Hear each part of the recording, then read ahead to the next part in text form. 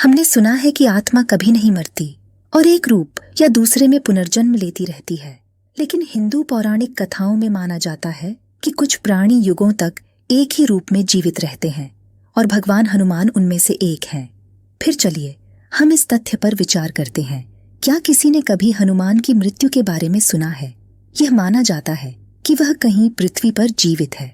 पौराणिक कथाओं में यह उल्लेख है कि हनुमान अमर है क्योंकि उन्हें वरदान मिला था कि जब तक राम के नाम और कथाएं लोगों की होंगी तब तक वे राम के भक्तों के लिए उपलब्ध रहेंगे। इसलिए माना जाता है कि हनुमान उन स्थानों में मौजूद हैं जहां राम की महिमा गाई जाती है।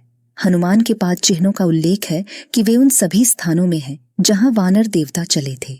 लोग इन 5 चिन्हों की पूजा करते हैं और उन स्थानों के पास छोटे हनुमान मंदिर भी बनाए गए हैं जहां ऐसे प्रिंट देखे जाते हैं। रामायण में वर्णित घटनाएं त्रेता युग में हुई थीं, महाभारत द्वापर युग में हुआ था और कलयुग के आगमन का कारण बना। महाभारत में भी कुछ कथाएं हैं जो पांडवों के भीम और भगवान हनुमान की मुलाकात का वर्णन करती है। ये घटनाएं इस बात का संकेत करती हैं कि हनुमान इन सभी युगों में थे। कुछ ज्ञानी और बुद्धिमान लोगों की रिपोर्ट है कि उन्होंने उन्हें देखा है। कहा जाता है कि 13वीं शताब्दी ईसा पूर्व में महर्षि माधवाचार्य को भगवान हनुमान का दर्शन प्राप्त हुआ था। शुरुआती 17वीं सदी में भगवान हनुमान का तुलसीदास के पास आगमन हुआ था और उन्होंने उन्हें हिंदी रामायण रामचरितमानस की रचना करने के लिए प्रेरित किया। रामदास स्वामी, राघवेंद्र स्वामी, स्वामी रामदास और श्री सत्य साई बाबा को भी भगवान हनुमान के दर्शन प्राप्त हुए हैं। जानना चाहेंगे कि वह कहाँ जीते हैं? उनका निवास स्थान कहा जाता है गंडमदन पहाड़, रामेश्वरम के पास, भारत के तमिलनाडु जिले में। हमें इस क्षेत्र में भगवान हनुमान के लिए बना मंदिर है। हालांकि हमेशा कहा जाता है कि हनुमान वहां है जहां राम की महिमा गाई जाती है। भगवान हनुमान को अमृता का वरदान मिला है। माना जाता है कि वह आज भी जीवित है। यह माना जाता है कि वह हिमालय के जंगलों में निवास करते हैं।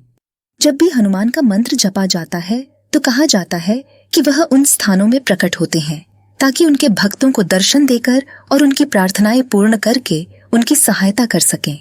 कई भक्तों के अनुभव हैं कि हनुमान बार बार मानव समाज में आते हैं ताकि वह उनकी सहायता कर सकें, लेकिन वे उनके लिए अदृश्य रहते हैं और चमत्कार काम करते हैं। एक गोपनीय मंत्र है जिसे जपने पर कहा जाता है कि हनुमान भक्त के सामने प्रकट होते हैं। यह मंत्र है कालतंतु कार्यचरंती एनर मरिष्णु निर्मुक्तेर कालित्वम अमृष्णु।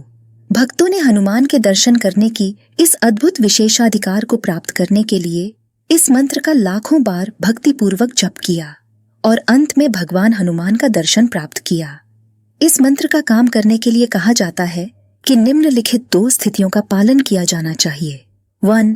भक्त को अपने आत्मा के संबंध के बारे में जागरूक होना चाहिए, इसलिए इस हनुमान मंत्र के जप के साथ ध्यान और विचार की आवश्यकता है। 2. कहा जाता है कि इस मंत्र को जपने से 980 मीटर की दूरी तक उस स्थान से कोई भी मनुष्य नहीं होना चाहिए जो पहली स्थिति को पूरा न करे। यानी 980 मीटर की दूरी के भीतर यदि मनुष्य हैं तो वे सभी पहली स्थिति को पूरा करें, अर्थात वे सभी अपने आत्मा के संबंध के बारे में जागरूक हों। इसलिए जिन उत्साही भक्तों को इस मंत्र से लाभ उठाने की आकांक्षा है और भगवान हनुमान के दर्शन करने की इच्छा है, उन्हें इस मंत्र का उच्चारण करते समय ये 2 शर्तों का पालन करना चाहिए। यह गोपनीय मंत्र कहा जाता है कि भगवान हनुमान ने खुद कुछ जंगली आदिवासियों को दिया था जो पिदुरु पर्वत के जंगलों में रह रहे थे। पिदुरु, पूरा नाम पिदुरुथलगला, श्रीलंका का सबसे ऊंचा पर्वत है। इसलिए हमारे पास बहुत सारे उदाहरण हैं जहां भक्तों ने इस मंत्र का जप किया और हनुमान के दर्शन प्राप्त किए हैं।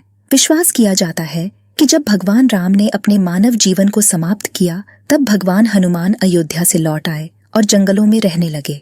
यह श्री राम का दिव्य आदेश था कि हनुमान तब तक पृथ्वी पर रहे जब तक कि राम का नाम पृथ्वी पर गूंजता है, ताकि भक्तों को आशीर्वाद दे सकें। हनुमान कहा गया है कि उन्होंने लंका के जंगलों को भी यात्रा की थी जहां रावण के भाई विभीषण शासन कर रहे थे। वह वहां कई दिनों तक रहे और श्री राम की यादों में लंका के जंगलवासियों की सेवा की। इस तरह कई कहानियां हनुमान के पृथ्वी पर चलने और श्री राम की महिमा का आनंद लेने की बात करती हैं। जब वे वहां से लौटने के लिए कहे जाते हैं तो उन्होंने उन जंगलवासियों को इस मंत्र को दिया जैसे कि उनकी वफादार सेवा का आभास मिला और कहा कि वह उन भक्तों के सामने प्रकट होंगे जो इस मंत्र का जप करते हैं। हनुमान ने कहा, मैं तुम्हारी सेवा और समर्पण के साथ प्रसन्न हूं, इसलिए जब चाहो तुम इस मंत्र का जप कर सकते हो और मैं तुम्हारे दर्शन के लिए वहां होऊंगा। मैं तुरंत आता हूं। इसलिए बहुत से भक्त विश्वास पूर्वक इस मंत्र का जप करते हैं ताकि हनुमान को देख सकें। आदिवासी समुदाय के मुखिया ने कहा, प्रभु, हम इस मंत्र को गोपनीय रखेंगे, लेकिन अगर कोई और इस मंत्र को प्राप्त करता है और इसका दुरुपयोग करने लगता है तो क्या होगा? भगवान हनुमान ने जवाब दिया, चिंता मत करो, यह मंत्र केवल तब काम करेगा जब व्यक्ति जो इसे जप करता है अपने आत्मा के संबंध के बारे में जागरूक हो। इसलिए हम कहते हैं कि व्यक्ति को हनुमान द्वारा निर्धारित 2 शर्तों को पूरा करना चाहिए ताकि मंत्र काम कर सके। आदिवासी समुदाय के मुखिया ने कहा, प्रभु, आपने हमें आत्मज्ञान दिया है और इसलिए हमें अपने आत्मा के संबंध का पता है। हमें अपने पिछले जन्मों के बारे में पता है और हमें पता है कि हमारी मृत्यु के बाद हमारी आत्मा कहाँ जाएगी। हालांकि प्रभु हनुमान, हमें यह संदेह है, हमारे बच्चों के बारे में क्या होगा? यह संभव नहीं है कि उनके पास आत्मज्ञान न हो। यह संभव नहीं है कि वे अपने आत्मा के संबंध का पता लगाएं। इसलिए हमें चिंता है कि यह मंत्र उनके लिए काम न करे। भगवान हनुमान ने उन्हें आशीर्वाद दिया और कहा, मैं वादा करता हूं कि मैं तुम्हारे समुदाय के हर 41 साल में आऊंगा और तुम्हारी आगामी पीढ़ियों को भी आत्मज्ञान दूंगा। समय के अंत तक तुम्हारे समुदाय को कभी भी इस मंत्र का जप करने और मुझे देखने की अनुमति होगी। यह था भगवान हनुमान ने आदिवासी समुदाय को दिया दिव्य आश्वासन और यह माना जाता है कि आज तक वह इस प्रतिज्ञा को पूरा कर रहे हैं। इस कथित आदिवासी समुदाय ने श्रीलंका के एक जंगली गांव में आबादी रखी है। वे अब तक आधुनिक दुनिया से अलग रहने में सफल रहे हैं। किसी को उनके हनुमान के संबंध के बारे में नहीं पता था जब तक पिछले साल कुछ खोजकर्ता उनकी असामान्य गतिविधियों का नोट नहीं लेते, जिससे पता चला कि वे हनुमान की पूजा कर रहे हैं। बाद में उन्हें पता चला कि वे असामान्य गतिविधियों उनके चरण पूजा के हिस्सा थे, जो हर 41 साल में होती है जब भगवान हनुमान उन्हें मिलने आते हैं। वे अगले वर्ष 2055 में फिर से आएंगे, लेकिन वे इस मंत्र का जप करके और भगवान हनुमान को बुलाकर जब चाहें उनके दर्शन कर सकते हैं। जो उनके समुदाय के मुखिया कहे जाते हैं कि उनका समुदाय एक लॉग बुक बनाए रखता है जिसमें वे लिखते हैं कि हनुमान ने उनके साथ क्या क्या किया जब वह उनके साथ थे। वे हर शब्द को लिखते हैं जो हनुमान द्वारा कहा गया और हर कार्य को भी लिखते हैं। लॉग बुक के विवरण के अनुसार हनुमान की हाल की 2014 की यात्रा के बारे में भी लिखा गया है। ये लॉग बुक अब सांस्कृतिक संगठन सेतु एशिया के पास है।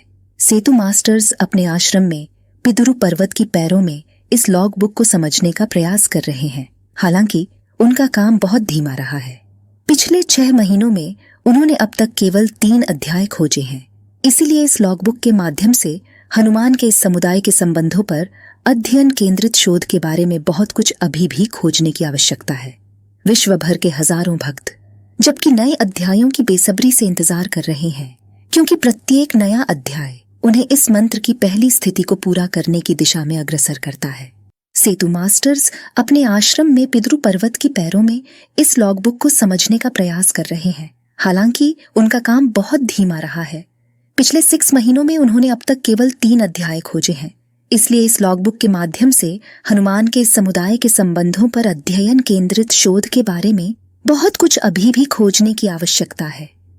विश्व भर के हजारों भक्त जबकि नए अध्यायों की बेसब्री से इंतजार कर रहे हैं, क्योंकि प्रत्येक नया अध्याय उन्हें इस मंत्र की पहली स्थिति को पूरा करने की दिशा में अग्रसर करता है। एक बार इस स्थिति को पूरा किया जाता है तो भक्त केवल इस मंत्र का जप करके हनुमान को किसी भी समय बुला सकते हैं। इसलिए हनुमान के भक्तों में हनुमान के इस समुदाय के विभिन्न अध्यायों के माध्यम से आगे बढ़ने की बहुत उत्सुकता है। अध्याय 1, अमर भगवान हनुमान का आगमन। वर्ष पिछले साल पितृ पर्वत के ऊपर भगवान हनुमान को देखा गया। भगवान ने एक बच्चे के गुजरे जन्म की कहानी सुनाई। अमर भगवान हनुमान का आगमन। वर्ष पिछले साल पितृ पर्वत के ऊपर भगवान हनुमान को देखा गया। भगवान ने एक बच्चे के गुजरे जन्म की कहानी सुनाई। अध्याय 2, भगवान हनुमान के साथ शहद की खोज। अगले दिन भगवान हनुमान जंगल वासियों के साथ शहद की खोज पर जाते हैं। वहां क्या होता है वह बहुत रोमांचक है। हनुमान को जंगलवासियों के साथ कई तरीकों से आनंदित होते हुए दिखाया जाता है और उन्हें आत्मज्ञान सिखाते हैं। अध्याय 3, समय की जाल में भगवान हनुमान। यह सबसे प्रेरक अध्याय है। इस श्लोक का अर्थ इस अध्याय में समाहित है। उदाहरण के लिए, हम मनुष्य जब समय का सोचते हैं तो हम घड़ी का सोचते हैं, लेकिन जब देवताओं को समय का सोचना होता है तो वे समय के डोरों का सोचते हैं। इस मंत्र में काल तंतु कार्यचरंती शब्द का अर्थ है जो समय के डोरों में चलता है। इसलिए हमें एक मजबूत प्रमाण है कि हनुमान अमर है और हमेशा पृथ्वी पर रहते हैं ताकि उनके भक्तों को आशीर्वाद दें। क्या आपको लगता है कि हनुमान अब भी जीवित है? आप अपने विचार टिप्पणियों में साझा करें।